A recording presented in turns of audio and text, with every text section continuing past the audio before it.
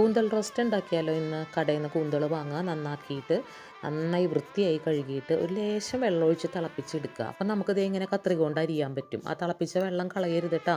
അത് നമുക്കവിടെ സ്റ്റോർ ചെയ്ത് വെക്കാം. ഇതിങ്ങനെ മൊത്തം കൂന്തൽ അരിഞ്ഞ് കഴിഞ്ഞിട്ട് ഇതേ കുറച്ച് തേങ്ങാക്കൊത്തും അരിഞ്ഞ് വെക്കുക. പിന്നെ ഒരു സവാള, 10 വെളുത്തുള്ളി, ഒരു കഷ്ണം ഇഞ്ചി, ഒരു തക്കാളിയും കൂടി ചെറുതാക്കി അരിഞ്ഞ് കുറച്ച് കറിവേപ്പിലയും കൂടി ഇട്ടിട്ട് മൂപ്പിക്കുക. മൂത്ത് വരുമ്പോൾ കുറച്ച് മുളക് പൊടി, മല്ലിപ്പൊടി, കറി മസാലപ്പൊടി, മഞ്ഞൾപ്പൊടി എല്ലാം കുറേശ്ശെ മതി കേട്ടോ. അതിട്ട് അതൊന്ന് നന്നായി മൂക്കുമ്പോൾ നമ്മൾ ആ വേവിച്ച് വെച്ച വെള്ളം അതിനകത്തേക്ക് ഒഴിക്കുക.